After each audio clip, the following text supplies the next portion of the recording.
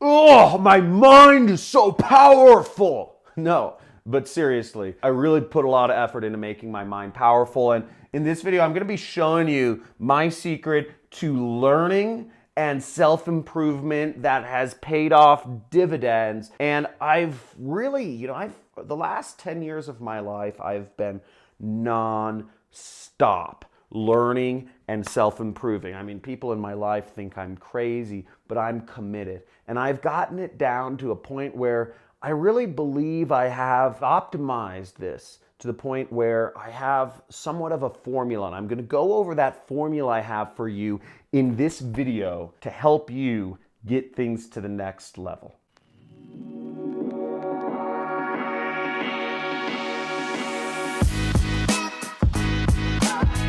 Okay. Now, you're probably thinking I'm gonna, use the word mindset or some other things in this video, and you're like, I don't need another mindset video.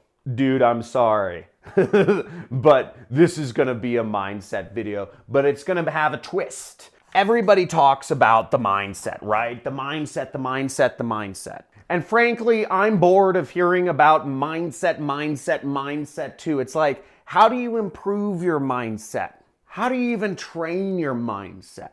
Is it just following a lot of gurus that are pitching me on YouTube and Instagram and email? Well, yes and no. And the fact of the matter is, I hate that word mindset too, because it's like, how do you improve it? But I'll be going over right down here how you can improve it, the fastest way to improve it. What I've found, which is really interesting about mindset, is that you want to study people that are 1 to 2 levels above you, but not more. And the other thing I found out about is you don't want to study people who are at your level either. So there's a danger. If you're taking advice from people who are at your level, say you're working a job and you say, I want to quit my job, I want to make a lot of money, and your buddy says, oh man, I have some great advice for you. Just put money in your 401k and save up. I read this book and that's the way you get rich. Taking advice from another person who's in the same position as you is not going to help out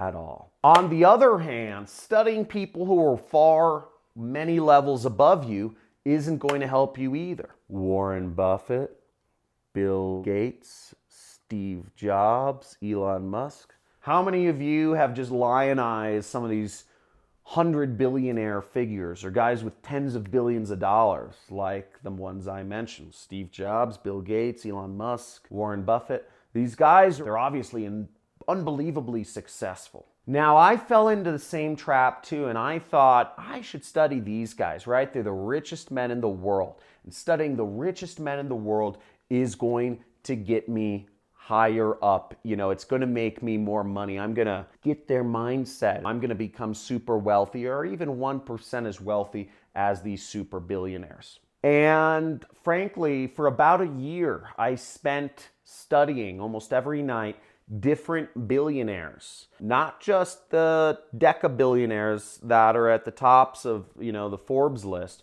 but also the guys further down. I studied a lot of tech billionaires, and I studied a lot of software billionaires and real estate billionaires, all sorts of billionaires, because I watched every single interview with Warren Buffett, Elon, Bill Gates, Steve Jobs. I'd watched them all. I started studying all these other billionaires, but the reality is that knowledge is too many levels high for most of us to put into action, to actually take that and become wealthy and have that affect our outcomes ourselves. Now, the rule of thumb that I use for 1 to 2 levels is looking at somebody by you can look at their income or their net worth.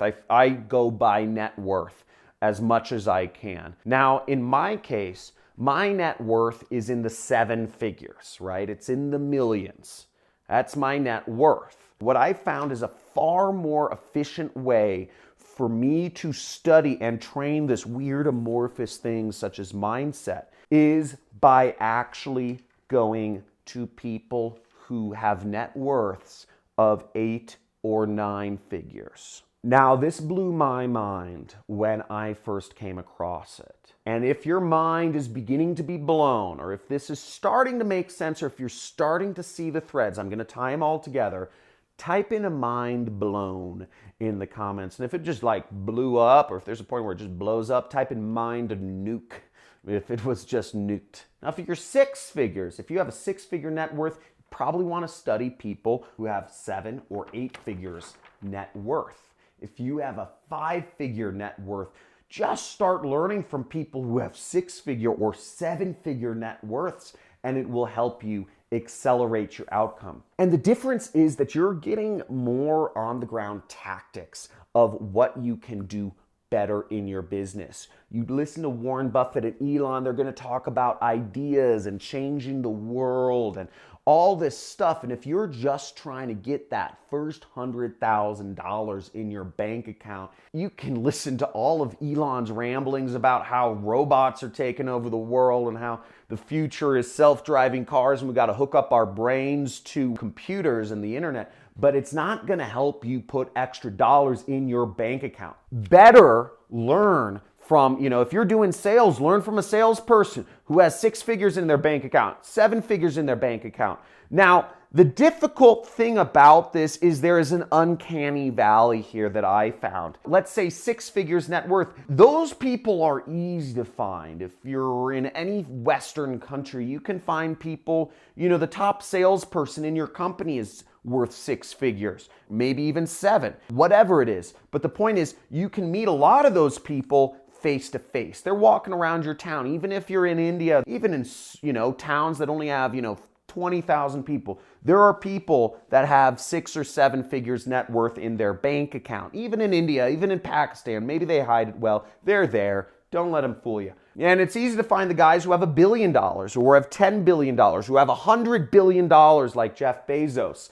So at both ends of the spectrum, it's easy to find these people over here that have 6 or 7 figures net worth. And it's easy to find these people who have $1 billion, $10 billion, $100 billion net worth. But I found it was very hard to find those individuals as a 7-figure net worth individual that have 8 and 9-figure net worths. And sometimes maybe it's hard for you to find 7-figure net worth people that you can learn from. There are a lot on YouTube, but it's harder to find the people with 8-figure net worths, with 9-figure net worths, because most of those people, they aren't famous enough yet. They aren't lionized in their industry.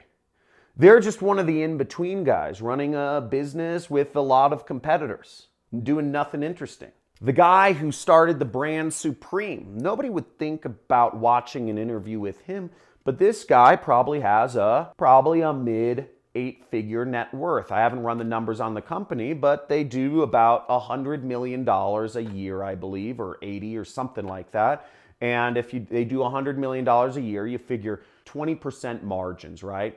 So that's $20 million, and after taxes, that's $10 million for the owner a year. So that founder probably has an 8-figure net worth. More specifically, I look to find people who are in as specific of an industry as possible that are 1 to 2 levels above me. Now, in particular, I'll try to find other affiliate marketers, but I just look for, because it's so specific, to find specific affiliate marketers that have interviews with them that have 8 to 9-figure net worth.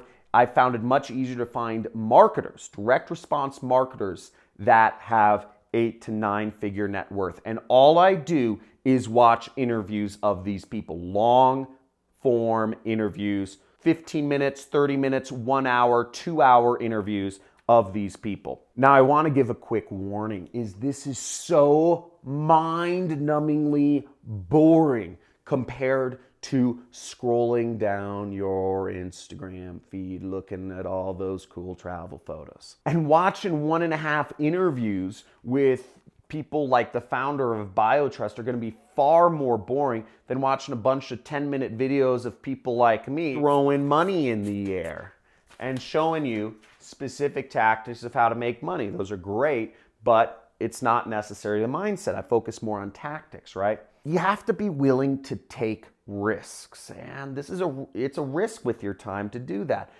Find those people, though, because training your mindset is one of the hardest things you can do, but watching interviews I found with people 1 to 2 levels above you is by far the best thing. And I'm going to name some people that I follow in just a second here. The last thing is verify, okay? Verify, I try to verify in people's incomes or net worths as much as I can. Now, you'll notice a few numbers I throw out, right? Like I use rules of thumb. Now I figure, the average internet company does somewhere around 20% gross, okay? Gross profit, meaning that's profit before taxes, basically. So 20% gross, if somebody claims to be making $25 million a year, right? Or let's say Tai Lopez, his company does, I've heard from sources about $50 million a year. Now, what does that mean? That probably means between advertising, between the 100 people that work for him, between all of the exotic cars he leases and helicopters and $25,000 a ride jets and his personal trainers and all of these other lifestyle expenses, houses he leases, office space, all that stuff, right? Collaborations, commissions, payouts to his affiliates or partners or business partners or whatever. He's probably taken home a cool $10 million a year. Now, his business, I don't know, does somewhere, I believe, between 50 and 100 million. So he brings home a cool, let's say, 10 to 20 million dollars a year. And you can maybe cut that in half to be real conservative. A lot of rich people have good tax planning, so they don't pay 50%, but you cut that 10 to 20 million in half and you're left with 5 to 10 million. And you figure these guys, he's only blown up in the last couple years, so his net worth is probably somewhere, I would estimate, in the range of, 5 to 10 times 4, it's somewhere between 20 to 40 million dollars, like liquid cash he owns, not in his business, not like his personal net worth is probably 20 to 40. So if you have 6 figures in your bank account, or if you have 7 figures in your bank account, Tai Lopez might be a very good person to listen to. But if you're dead broke, if you've got $5,000 to your name, if you've got $10,000 to your name, you might as well be broke, right? Tai Lopez probably isn't going to help you. His mindset stuff is not going to help you get to that next level as fast as if you were studying those people that are 6 and 7 figure net worths. So I'm doing a lot of back of the envelope math, and who I follow mainly is people now, instead of following billionaires or people who have, tech billionaires, which is the people I used to follow, Jack Ma, Li Ka-shing, all these other people, is I actually watch interviews with a number of other people. I look for people with 8-figure net worths. I try to find some people with 9-figure net worths, but I'm really most focused on people with 8-figure net worths. And here are the marketers that I watch interviews of that have been very helpful to me. If you're in a position to learn from them, by all means, check these out. And these are direct response marketers that I believe have 8 or 9-figure net worths. Now, one of them that I follow closely is a guy who started Golden Hippo Media. Craig Clements, great copywriter, acquaintance of mine, really smart guy. I would say possibly the world's best copywriter. Next marketer I really respect is Gerard Adams, okay? Really smart marketer, acquaintance. We've met a couple times, and really smart guy. He sold a company for a lot of money, and he's a marketer. Ryan Holiday is another great marketer, more of a PR guy, and the only thing I don't like about his interviews is that oftentimes he's, kind of got an angle to things. He's selling things. He's not always completely personal, but he's a really smart marketer and great guy. Here's a dynamo. Here's a beast, and his name is Josh Elizeche. And this kid is 24 years old, running a $40 million a year business. And he's been running the business for a little bit. Sole owner. And that's another thing you got to look out for when you're looking at the people who run these companies. Just because somebody runs a $100 million a year company doesn't mean they're worth, $100 million. It doesn't even mean they're worth $10 million.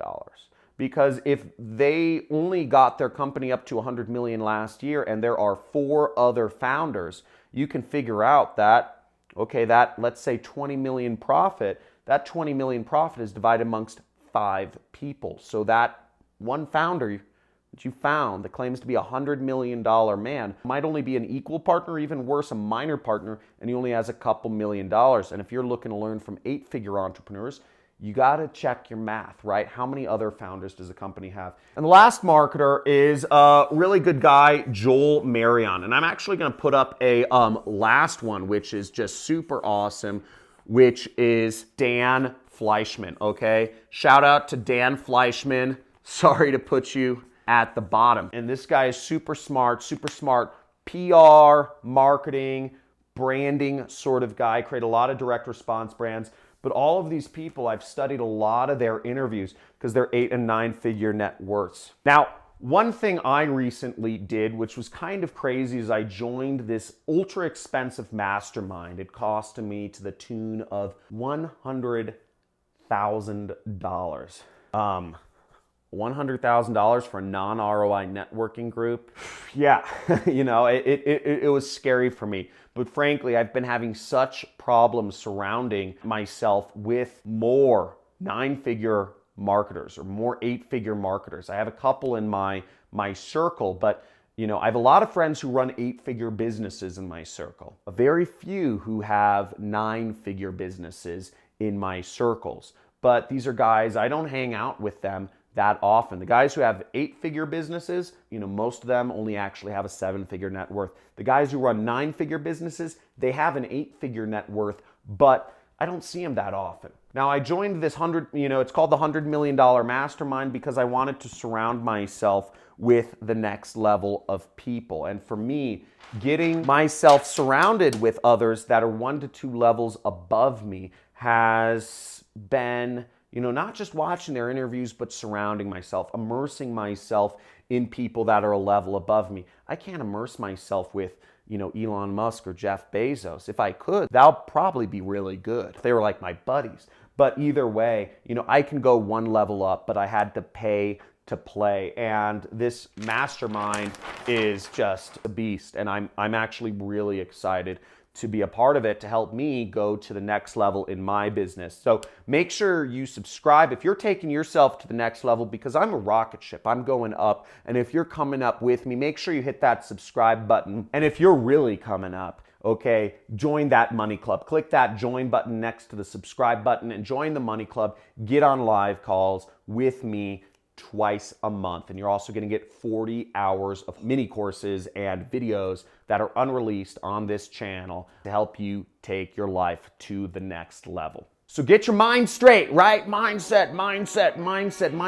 But seriously, guys, if you got some value from this, if you understand what I'm talking about, I hope you already got your mind blown. But if you get it now, okay? If you get it now, type in mindset. This is big stuff. It just took me years to figure out what I just showed you. I spent so much time learning from billionaires and it never got me anywhere. And I hope I can make this path to success and winning in the game of capitalism easier for you, just applying these few things that have helped make it easier for me.